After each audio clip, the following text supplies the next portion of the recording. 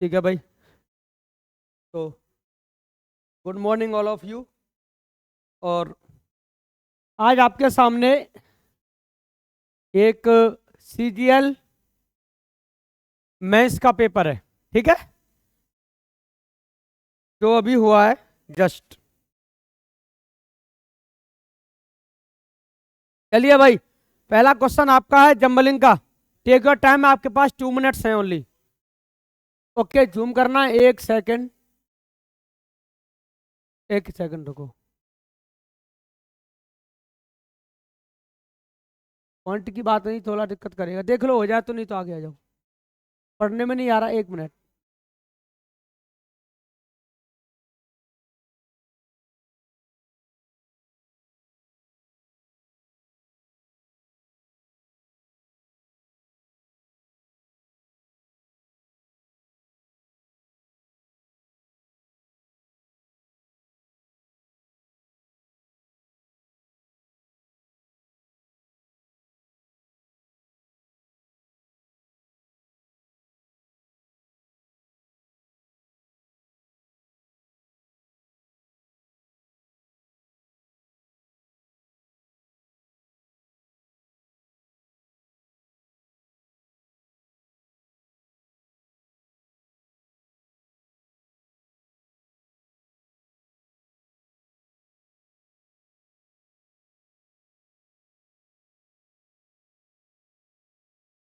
अरे यार,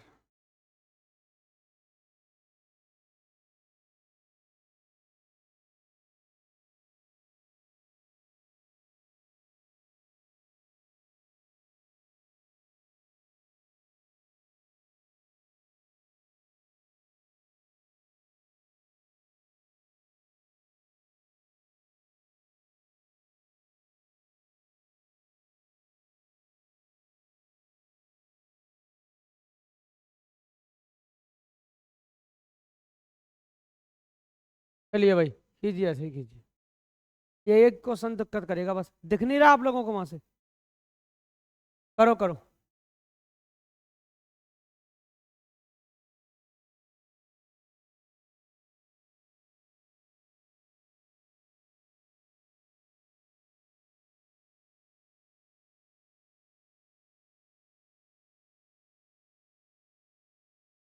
वो लिखा क्या है, वो कन्वर्ट नहीं हो पाई, दिक्कत।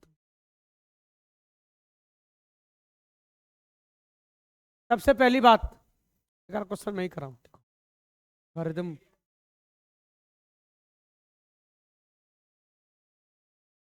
सबसे पहले देखो, आपके सामने जो बिगिनिंग पॉइंट है वो तो सी है चारों में। क्लियर है ना?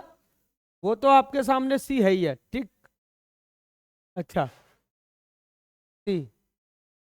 तो ये आपका है, सी वांगी was the founder of Qin dynasty and was the first ruler ruler of unified China in 221 BC। इसके बाद में आप बताओ क्या रखोगे सी के बाद। सी के बाद अगर ए रहेगा, it consist of terracotta army of approximately. अच्छा, सी के बाद डी रख के देखना जरा।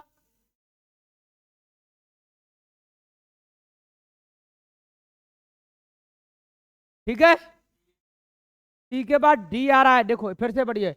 तो his mausoleum was recently discovered in by Chinese peasants who were drilling a well.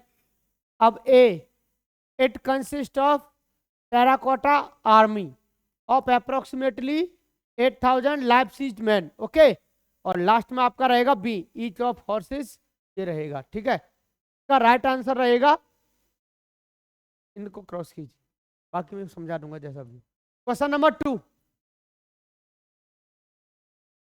Question number 2 देखो, प्रपोजिशन है और प्रपोजिशन के बाद में ऑनेस्ट यानी नाउन है, और जैसे एडजेक्टिव चाहिए इसमें ना कर दिया है। चलो कोई नहीं, नाइस। अभी कह रहा था पढ़ने से पहले आंसर कैसे दे दिया, ऐसे ही, वेरी गुड। चलिए कोई नहीं, क्वेश्चन नेक्स्ट।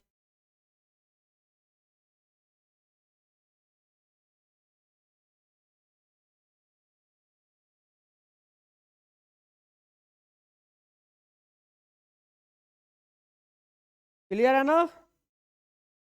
अच्छा, स्टार्टिंग जो है वो क्यू से ही है। देखो, India is a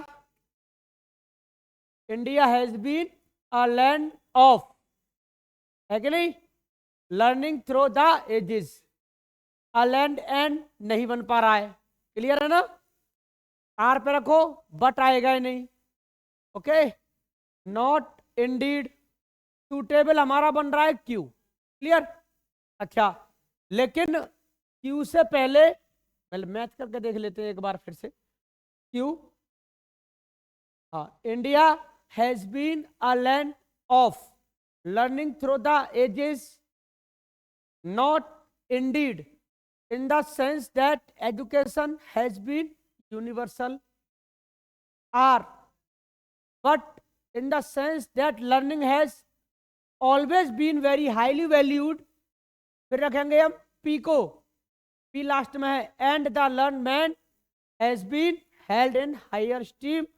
right answer आपका रहेगा option number 3, option number 3, very good. चलिए नेक्स्ट क्वेश्चन, ये आपका वन वर्ड है।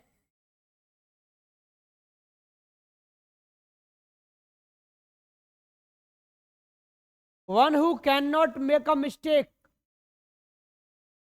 सबसे पहली बात तो कोई मिस्टेक नहीं कर सकता है। देखो, सबसे पहले इनप्रेग्नेबल क्या होता है, जिसको हम ब्रेक नहीं कर सकते हैं, यानी one can not be broken, इससे हम ब्रेक नहीं कर सकते हैं, डिवाइड नहीं कर सकते हैं, इसे बोलते हैं अखंडनीय। क्लियर? इसका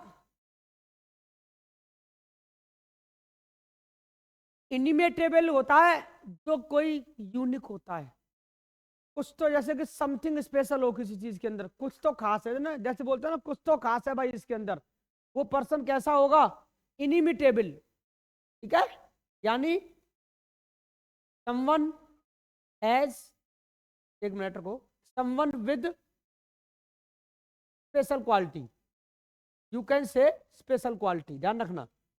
ठीक है, और इनिविटेबल का क्या होता है, the time which can not be avoided, ऐसा समय जो टाला नहीं जा सकता है, द टाइम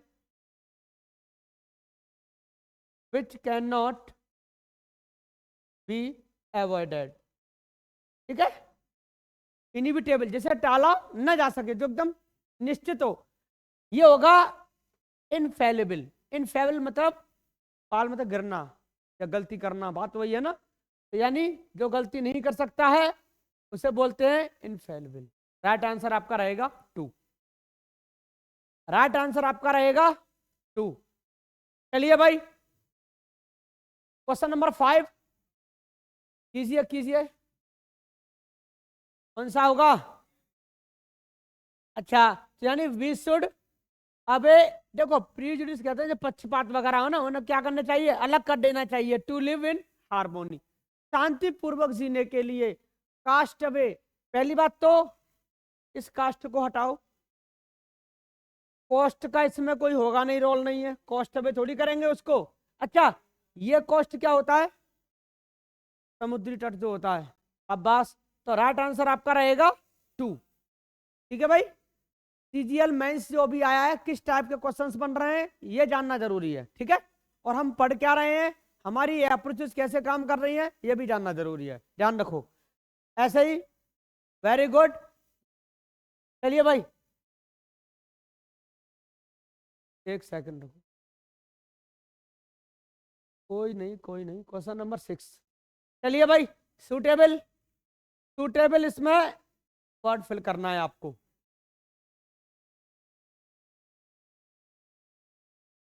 और बताया था मैंने आपको, जो 200 ईडीएम की सीट दे रखी है उसमें ये दे रखा है, ठीक है, टेलीग्राम पे जो पड़ी हुई है हमारे उस पर, इंग्लिश सेरेना चैनल पर। तो सबसे पहले, और क्रिमिनल एटीट्यूड्स जो है मस्ट बी निप्ड। अब इसमें क्या है, इसमें ये किया गया है इस वाली स्पेलिंग को, तो निप्ड में NIPPED होगा, ठीक है। और जो ईडियम है मैं यहां लग देता हूं, टू निप इन द बड। देखो भाई, बड जैसे कभी देखा होगा, फिलहाल तुम्हें ईयरबड तो तुमने सुने ही होंगे। फिलहाल कोई भी जब कोई भी पेड़ है, स्टार्टिंग में ना कली आती है, उसमें कली आएगी पहले, फिर फूल, फ्लावर आएगा, अभी तो कोई फ्रूट होगा। तो यानी स्टार्टिंग जो होती है कली, उसको बोलते हैं बर्ड, BUD। और निप यानी जैसे कोई कली है उसको तुम इस तरीके से ब्रेक करो, उसे बोलते हैं निप। तो कोई किसी चीज की स्टार्टिंग में किसी चीज को खत्म कर देना, जैसे कि मानो हमें अपनी बुराइयों को प्रारंभ ही नष्ट कर देना चाहिए, ठीक है। We should nip our evils in the bud, शुरुआत में ही। तो you can say NIPPED, right answer आपका रहेगा ये। और इस इडियम का अर्थ है टू एंड या to finish in the beginning. इसमें क्या है, CGL मेंस में ये जो आपके सामने एग्जांपल है, क्वेश्चन नंबर 7, ये रॉन्ग आया है। पहली बात तो इसमें मैंने इसलिए इसको रॉन्ग ही लिखा है ताकि आपको समझा सकूं, ये क्वेश्चन ही रॉन्ग है, क्योंकि दा की जो पोजीशन है वो यहां पर आनी चाहिए। सबसे पहली बात तो नो डाउट, देखो मैंगो इज स्वीटर फ्रूट, क्या आएगा, स्वीटेस्ट होगा। और स्वीटेस्ट यानी सुपरलेटिव डिग्री, और सुपरलेटिव डिग्री हमेशा दा लेती है, जनरल सेंस है। और जनरल सेंस में इसमें यहां से दा को हमें एलिमिनेट करना है और दा यहां पर लगाना है। ये हो सकता है उन पर मिसप्रिंट हो गई हो भाई, ये कोई बहुत बड़ा पॉइंट तो है नहीं है, पर गलत तो गलत है। और इस क्वेश्चन को नंबर भी सबको मिलेंगे, जब जब ये आयोग ने ही ये गलती की है तो ये समझ लो कि नंबर भी सबको मिलेंगे, सबको मार्क्स मिलेगा, ठीक है, ठीक है। आप लोगों ने एग्जाम दिया है, नहीं दिया है तब भी मार्क्स मिलेगा, चिंता। हाँ भाई, तो बताइए ये चीज क्लियर, ओके। अब देखिए, अब आगे चलिए, क्वेश्चन नंबर 8, इसमें अंडरलाइन एक वर्ड दे रखा है, उसका ये देखो डायरेक्शन हमेशा पढ़िए, हमेशा डायरेक्शन पढ़िए। ये कह रहा है select the most appropriate meaning of the underline word. Appropriate meaning यानी सिनोनिम देना है आपको। Take your time, 10 second.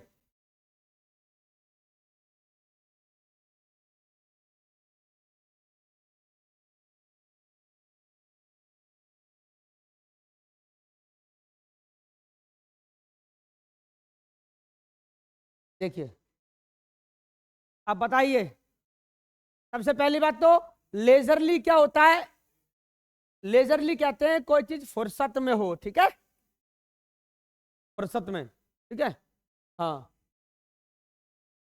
Leisurely. तो रीएश्योरिंगली मतलब क्या है, किसी को भरोसा दिलाना पुण्य से, ठीक है, एक भरोसे के साथ, समझ में आ रहा है कि नहीं, एक भरोसे के साथ। अच्छा, इसके बाद में देखिए हेस्टली, हटाओ इसे, तो ये भी आपका आंसर नहीं होगा। विद द किक स्टार्ट जो होता है किसी चीज को ना, जैसे कहते हैं ना फोर्सफुली किसी चीज को स्टार्ट करना, है ना, जिंदगी में धक्का दे रहे हैं भाई, चल रहे हैं जिंदगी को, किक स्टार्ट, समझ में आया कि नहीं, किसी भी अपने मोमेंटम को फोर्सफुली उसे रन करना, to run, you can say to run the momentum, हाँ forcefully, you can say forcefully. जबकि विदाउट हेस्ट जो है यानी जल्दी में नहीं, फुर्सत से। तो ये लेजरली का सिनोनिम होगा, राइट आंसर आपका रहेगा 3, ठीक है। फुर्सत से, यू कैन से। हाँ, इसका एट लेजर भी होता है एक, एट लेजर कहते हैं फुर्सत में, फुर्सत में। हाँ, रॉन्ग वर्ड ही गलत है, हेस्टिली वर्ड ही नहीं है, रॉन्ग वर्ड है ये। हाँ हाँ, मतलब रॉन्ग वर्ड है ये। हेस्ट वैसे जल्दी को कहते हैं, हेस्ट, ठीक है। हेस्ट होता है, इसका वर्ब फॉर्म बनेगा मेक हेस्ट, जल्दी करना। और ऐसे ही क्वेश्चन नंबर 9, इसमें क्या है, select the most appropriate option to fill in the blank. इसमें एक प्रपोजिशन है, सुटेबल रखना है। डिपेंड ऑन या अपॉन लेता है, ये फिक्स है। डिपेंड इन नहीं होता, डिपेंड एट नहीं होता, डिपेंड फॉर नहीं होता, ठीक है। क्या आएगा, depend upon. You can say luck does not always favour us, बिल्कुल सही बात है। तो we must always depend upon our own efforts for success, ध्यान रखना हमेशा। और always remember the point, man is the architect of own future, ठीक है। भाग्य के भरोसे वो लोग रहते हैं जो काम नहीं करते, आप अपनी लाइफ को खुद ड्रॉ करोगे, ये ध्यान रखो, ठीक है। ये बिल्कुल सही कह रहा है कि लक हमेशा फेवर नहीं लेता है, ध्यान रखना। कभी कभी लक बनाना भी पड़ता है। और ये भी फैक्ट है, अगर पर्सन की डिटर्मिनेशन पावर से बड़ा कुछ भी नहीं होता है। अगर आपके अंदर अंदर डिटर्मिनेशन है, you can do something else, ध्यान रखना। समझ में आया कि नहीं। डिटर्मिनेशन पावर में तुमने इतिहास उसमें देखा होगा कि वो क्या नाम था उसका, सावित्री का नाम सुना है, वो भी अपने पति को जिंदा करके ले आई थी। डिटर्मिनेशन पावर में तो वो ताकत होती है, ठीक है। चलिए नेक्स्ट में हम चलते हैं। चलिए भाई, आपके सामने select the option that express the given sentence in reported speech. मैंने आपको पहले बताया था कि टेंस वाली ट्रिक से करो, हमेशा दिक्कत नहीं आएगी, चाहे वो मेंस का पेपर हो या कैसा भी हो। I am determined to publish my findings, the scientist asserted confidently, is am are change into was but। जब ये पास्ट टेंस है तो चेंजिंग करते हैं। तो देखो भाई, कॉन्फिडेंटली डेट लगाने के बाद में वॉज किस में, इज आ रहा है, इससे हटाओ। हेड आ रहा है, इसे भी हटाओ, ठीक है भाई। इसमें ना थोड़ा मैंने ग्रीन कर दिया, कोई दिक्कत नहीं है। राइट आंसर आपका रहेगा वॉज। 10 सेकंड का है। मैंने आपसे क्या कहा, लगभग आपके इसी ट्रिक से ही सॉल्व हो जाएंगे, इसी ट्रिक से, ठीक है। पेपर आपके सामने लाइव है। मैं इसका पेपर इसलिए लेके आया हूं कि मैं जितनी भी आपको चीजें समझा रहा हूं वो सही है या गलत है, ये भी तो जानना जरूरी है। अब आपके सामने है सब कुछ, जितनी भी हम चीजों पे बातें करते हैं उससे बाहर कुछ नहीं है आपका, चाहे प्री का पेपर हो या मेंस का पेपर, ठीक। इसलिए क्वेश्चन नंबर 11 पे आइए। Select the correct spelling. हाँ, गॉग। देखो गॉग की स्पेलिंग जो है वो आपकी होगी ये वाली। गॉग कहते हैं टू कंसीडर करना किसी चीज को, ठीक है। टू कॉम्प्रीहेंड करना, कॉम्प्रीहेंड करना, समझना किसी चीज को, ठीक है। जिसका मीनिंग होता है गॉग। क्लियर है ना, वेरी गुड। ऐसे ही चलिए आगे बढ़ते हैं। अब हम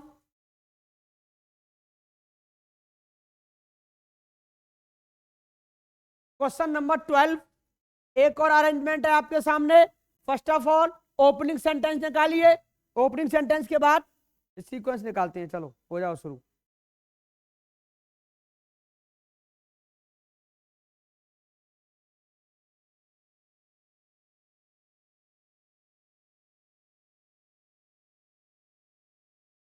अलग दिख रहा है ना भाई। सबसे पहले एक बात बताओ, स्टार्टिंग पॉइंट क्या है हमारा, यही पॉइंट है हमारा। स्टार्टिंग जो है यही है कि साइकोथेरेपी क्या है, is a voluntary relationship between the one seeking treatment और the client and the one who treats और द थेरेपिस्ट। स्टार्टिंग में भाई जिक्र हुआ है कि साइकोथेरेपी के बारे में फर्स्ट टाइम बोल रहा है।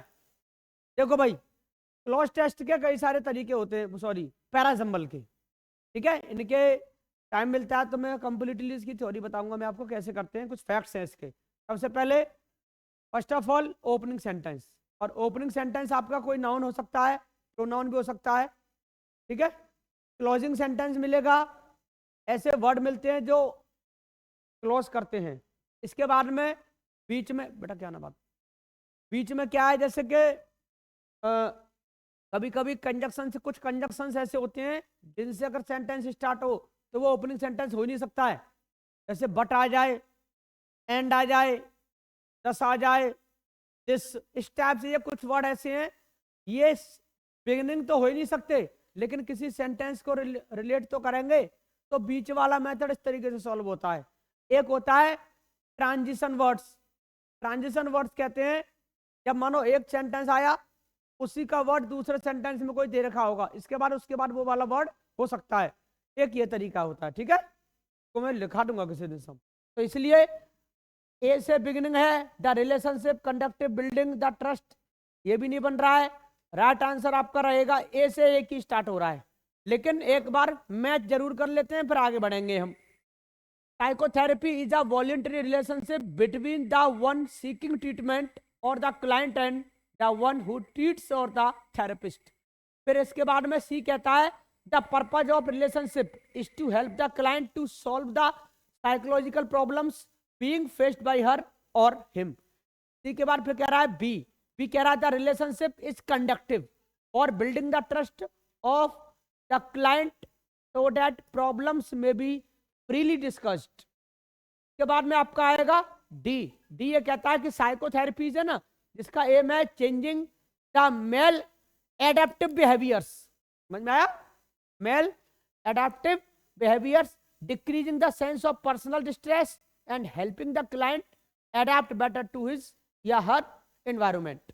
और लास्ट आपका रहेगा E, inadequate marital, occupational and social adjustment also requires the major changes to be a individual person's environment। ये ई वाला जो है कंक्लूडिंग सेंटेंस है आपके सामने,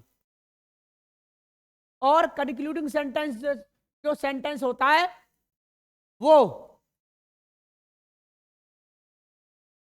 पैराजम्बल का लास्ट ऑप्शन हो सकता है, या किसी सेंटेंस एक या दो सेंटेंस का भी कंसीक्वेंस हो सकता है। ध्यान रखना इस चीज, ठीक है। तो सबसे पहले ये इतने ज्यादा टफ तो नहीं है, टफ तो बैंक में आते हैं, तो पहले तो उसका सीक्वेंस में लाओ, और सीक्वेंस के बारे में फिर पूछता है कि सेंटेंस नंबर फोर्थ कौन सा होगा, थर्ड कौन सा होगा, ठीक है। इसमें बिगिनिंग पॉइंट मिल जाए बस आंसर आपके सामने। लेकिन उसके बाद में भी आपको पढ़कर जरूर देखना पड़ेगा कि हाँ मैचिंग हो रही है कि नहीं, कहीं कोई डिस्टर्बेंस तो नहीं चल रहा। चलिए भाई, ऐसे ही क्वेश्चन नंबर 12 हो गया। Question number 13,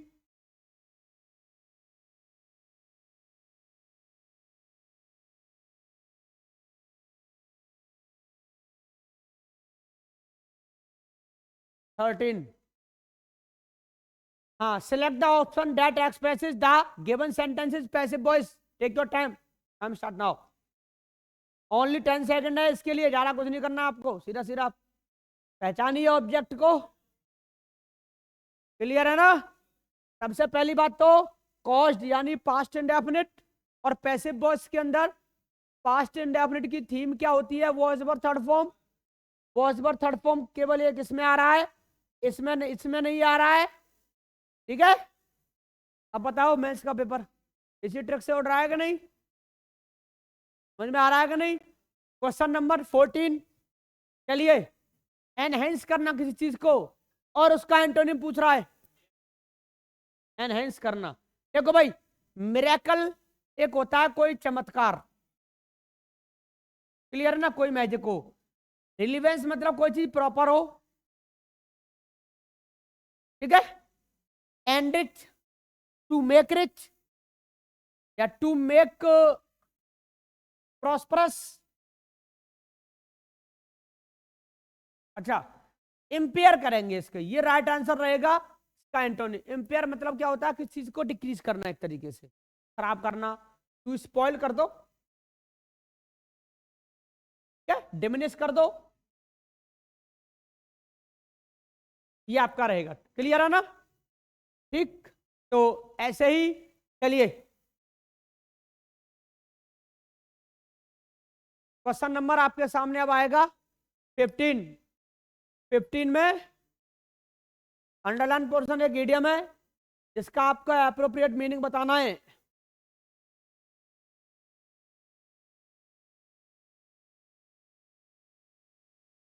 to pull out all the stops, सारे सिग्नल तोड़ाना है। समझ में आ रहा है कि नहीं?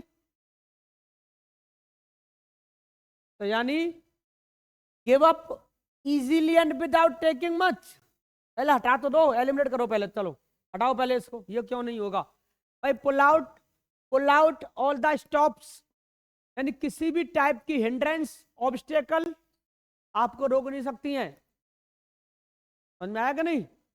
हाँ, तो यानी इसमें आपका देखो, टू डू एवरीथिंग, इस पहले से देखते हो, वेट पेशेंसली, वेट नहीं करना है, keep things simple and straight forward. क्या रहेगा? To do everything to make something successful, यानी सक्सेसफुल होने के लिए कुछ भी कर जाना। ओके, बस यही होता है। चलिए भाई क्वेश्चन नंबर 16। एक पार्ट में एरर है भाई इसमें, टेक योर टाइम।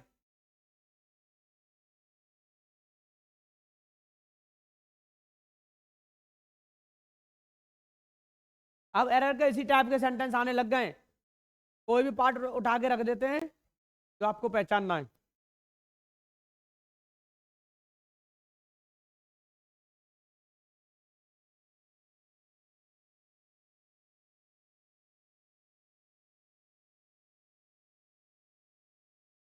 क्योंकि बी को हम डायरेक्ट इस तरीके से नहीं रख सकते। पहली बात तो विल भी हो, वुड भी हो, बिल्कुल सही बात है, विल भी होना चाहिए। और इसीलिए it takes me an hour to get work at the moment, but when the new road is finished it will be much quicker. तो इसलिए राइट आंसर आपका रहेगा, दोनों को, तीनों को क्रॉस कीजिए। Very good. चलिए भाई क्वेश्चन नंबर,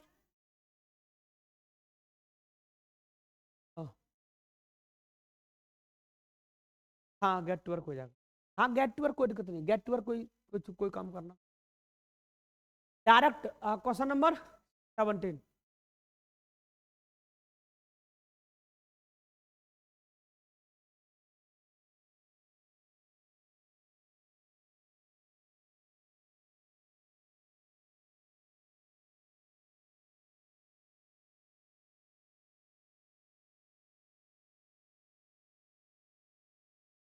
ये क्या है? इनडायरेक्ट का डायरेक्ट करना है। और देखो इनडायरेक्ट का डायरेक्ट कैसे करना है? हेड का चेंज हैज, क्लियर है ना? इन्फॉर्म्ड ये है ही है। तो देखो हेड का हैज जो है आ रहा है आपका, एक तो इसमें आ रहा है, इसमें नहीं आ रहा है, एक इसमें आ रहा है। अब इन्फॉर्म्ड और इन्फॉर्म्स, ये इन्फॉर्म्ड है, प्रेजेंट वाला नहीं, ऑप्शन नंबर 4 होगा। समझ में आया कैसे किया भाई? Has have change into head, clear है ना? Has have change into head. तो यानी लेकिन रिपोर्टिंग वर्ब तो सेम रहती है, रिपोर्टिंग वर्ब का टेंस सेम रहता है, ध्यान रखना। तो रिपोर्टिंग वर्ब क्या है? इन्फॉर्म्ड है। इन्फॉर्म्ड के बाद में the exam had been postpone, तो उल्टा करेंगे हम इसका, तो हेड का करेंगे हैज, यानी पास्ट परफेक्ट को चेंज करेंगे प्रेजेंट परफेक्ट में। और आ रहे हैं इसमें दो में, एक तो है जिसमें आ रहा है, एक इसमें आ रहा है। तो करना क्या है फिर हमें? ये इन्फॉर्म्ड है, ये इन्फॉर्म्स है, इसलिए गलत है, इसलिए राइट आंसर आपका रहेगा 4। क्लियर है ना? चलिए भाई क्वेश्चन नंबर 18।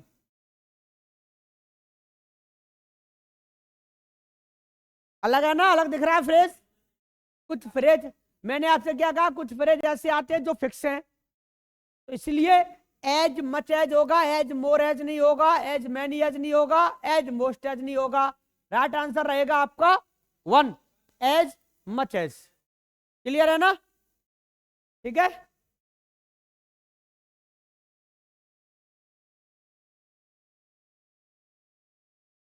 चलिए अब तुम्हें दुख होगा कि भाई काश हम मेंस का पेपर दे रहे होते तो हो जाता ये, है कि नहीं?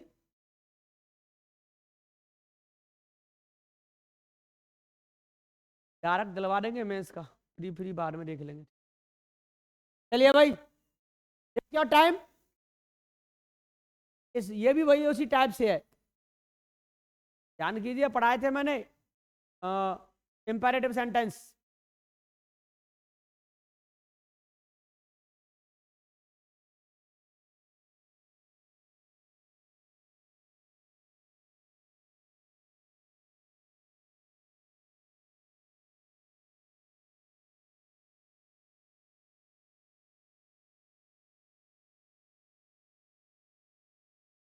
इंपेरेटिव सेंटेंस है।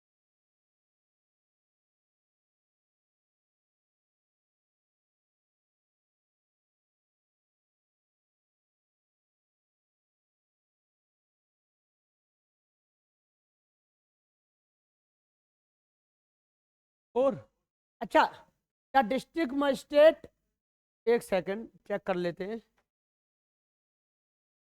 Ordered the police to work all night and put an end to those riots. अच्छा, थोड़ा ध्यान देना। सबसे पहले टोल्ड तो इस सब में आ ही रहा है, क्लियर है ना? और पुलिस से कहा है, इसका मतलब इसमें कोई दिक्कत नहीं है। आगे हम बढ़ेंगे। Work, to work all night, work all night, work all night, work all night and भाई देयर, देयर की वजह से गलत है ये। दोज का दीज होता है ना, नरेशन में दीज को दोज में चेंज करते हैं। ये वाला गलत इसीलिए, ये वाला गलत क्यों है? नाइट टू पुट आ गया, बिल्कुल सही। अब आपके सामने ये रहा, इसमें दीज भी आ गया, बिल्कुल सही है। राइट आंसर आपका रहेगा। इतनी माइनर मिस्टेक है इसमें, समझ में आया कि नहीं? तो यानी कुछ नहीं करना है। चलो भाई, टेक योर टाइम। हाँ, राशिद वॉज नॉट एबल, यानी पेन, पेन को क्या करेंगे? सहन करेंगे। वो सहन नहीं कर पाया, ठीक है? ये तो दर्द भगाने की दवा है। हाँ भाई, इसमें राइट आंसर कौन सा रहेगा? ये होगा। ये बेयर का मतलब क्या होता है? नंगे पैर। बायर खरीदार होता है, बियर होगा सहना, ठीक है? ये बियर तो तुम्हें पता ही है। तो यानी ये वाला, हाँ वो तो पहला वाला तो दर्द भगाने की दवा है। अब ये बताइए, राइट आंसर आपका कौन सा रहेगा? टू। चलिए, take your time, take your time. Question number 21। चलो भाई, शुरू हो जाओ। अलग दिख रहा है ना? जेंडस होता है कोई पर्सन उदार हो, ओके? हाँ, और यानी यू कैन से काइंड हार्टेड, काइंड हार्टेड।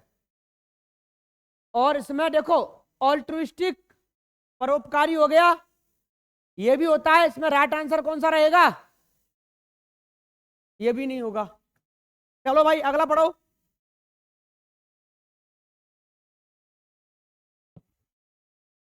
पढ़िए बेटा, पढ़िए।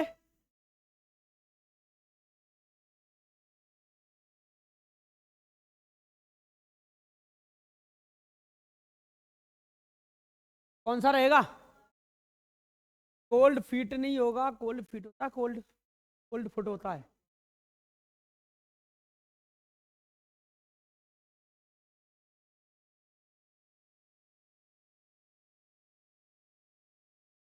कोल्ड फीट ही होता है क्या? हाँ, ईडीएम ही तो है ये।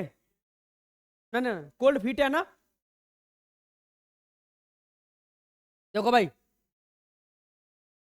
इसका आपका, I am so nervous, I don't think I should make the speech tomorrow, you are just getting cold feet, you have prepared for this. Cold feet होगा, कोल्ड फुट होगा?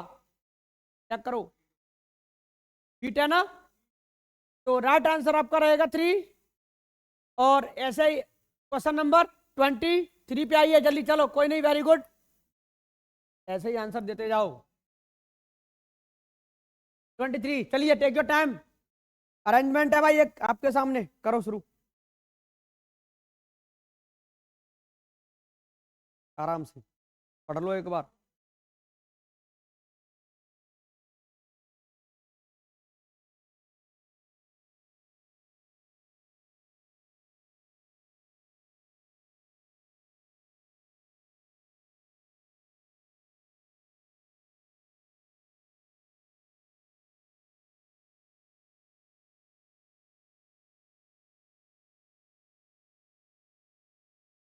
कंफर्म करो और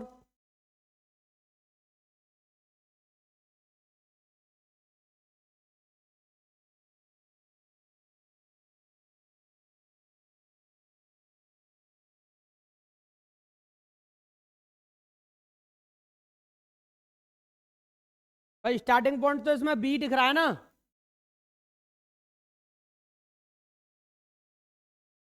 देखो, large MNCs in the garment industry in Europe and America order their products. देखिए भाई, as cost of raw material cannot be reduced, exporters clear नहीं दिख रहा है क्या, किसके बारे में बात चल रही है? ऑप्शन नंबर ए तो होगा ही नहीं, इसमें सी और डी और इनको और पढ़ लो। सी कह रहा है कि दीज लार्ज एमएनसी, इसका मतलब क्या है? फर्स्ट टाइम जिक्र यहां पे हो रहा है, सेकंड उसमें आएगा। तो मैंने आपसे पहले कहा कि प्रॉपर नाउन 2 बार आ सकता है, एक बार इंट्रोड्यूसिंग के लिए आ सकता है, ठीक है? इसलिए इसमें बी आंसर लग रहा है, बी सी डी ए ई, एक बार B C D A E को पढ़ लो। Large MNCs in the garment industry in Europe and America order their products from Indian exporters. C कहता है these large MNCs with worldwide network look for the cheapest goods in order to maximize their profits.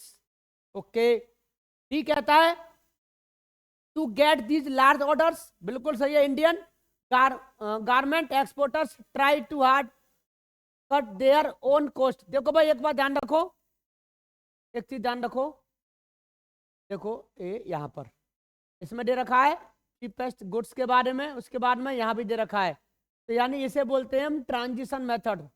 के बाद में फिर ये कह रहा है A as cost of raw material can not be reduced, exporters try to cut labour cost.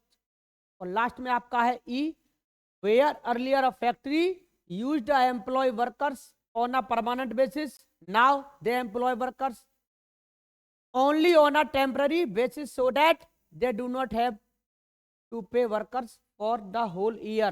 ये concluding sentence ही बन रहा है सबका, ये आपस में एक दूसरे के लिंक कर रहे हैं, और ओपनिंग होगी हमारी बी से। तो राइट आंसर आपका रहेगा 2।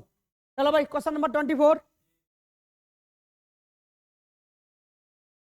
क्या करवा रहा है पैसिव वॉइस?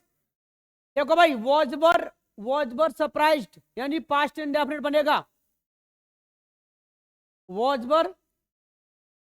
प्लस V3 अगर आ जाए तो पास्ट इंडेफिनिट बनेगा, यानी V2 इसमें आ रहा है, इसे हटाओ, इसे हटाओ, इसे हटाओ। क्लियर दिख रहा है केवल इसी ट्रिक से। चलिए भाई शुरू करो। क्वेश्चन नंबर 24 हो गया, वेरी गुड। 25, चलिए भाई एक और पैराग्राफ करो।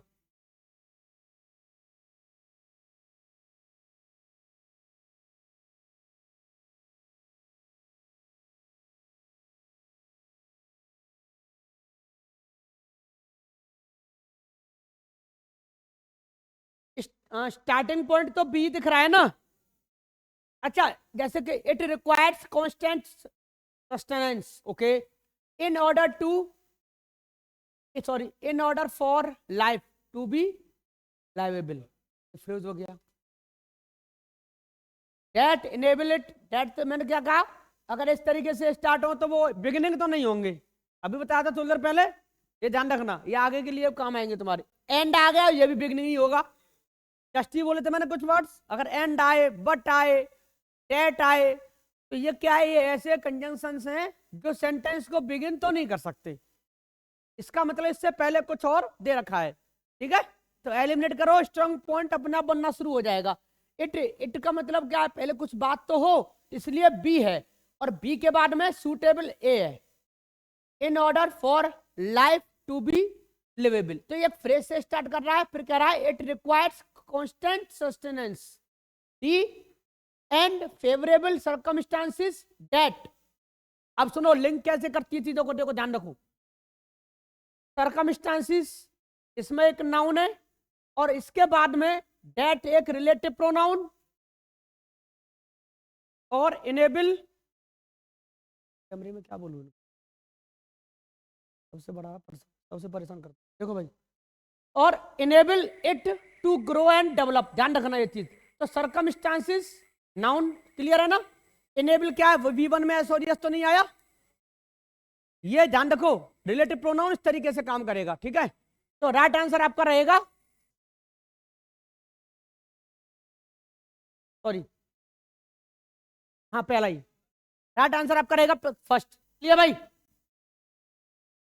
हाँ, इनेबल वर्ब, इनेबल किसी चीज को मतलब काबिल बनाना, जैसे यूज कर सकते हो।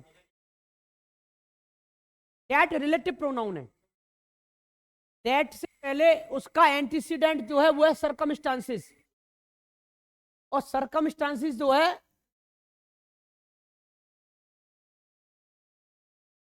देखो, दैट जो है सर्कमस्टांसिस क्या नाउन है, और नाउन के बाद में रिलेटिव प्रोनाउन आपका आया है दैट, और दैट के बाद V1 में एसोरियस नहीं आया है, क्योंकि ये प्लूरल। अगर सर्कम जहां सिंगुलर होता तो इनेबल्स होता। फिर रिलेटिव प्रोनाउन का मतलब होता है अपने एंटीसीडेंट के अकॉर्डिंग ही आगे वर्ब लेता है।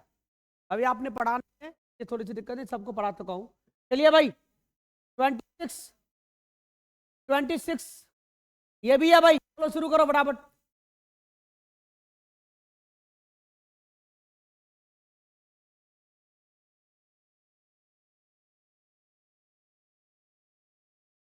सेकंड है ना, पढ़ लेते हैं। The origin of the moon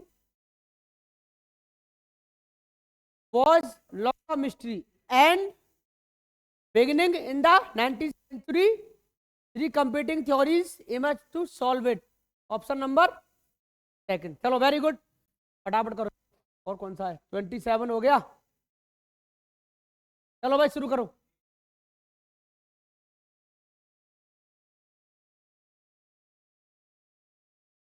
accumulate,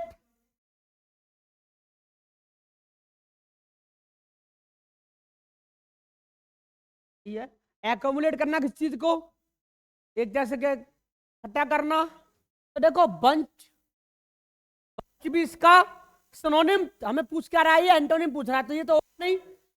pair, spare नहीं होगा। पेयर मतलब पार्ट्स वगैरह जो होते हैं, स्पेयर पार्ट खाली, ऐसे स्पेयर टाइम खाली समय, तो ये तो भाई आउट ऑफ कॉन्सेप्ट कॉन्टेक्स्ट जा रहा है। और गार्नर क्या होता है, एक तरीके से डेकोरेटेड, ठीक है, लेकिन हाँ तो बने तो वही थे, गार्नर बात तो वही है सब, ठीक है। राइट आंसर आपका रहेगा स्कैटर, स्कैटर कहते हैं बिखरना, ये एक्यूमुलेट का एंटोनिम होगा। Right answer. 28 पे आइए जल्दी।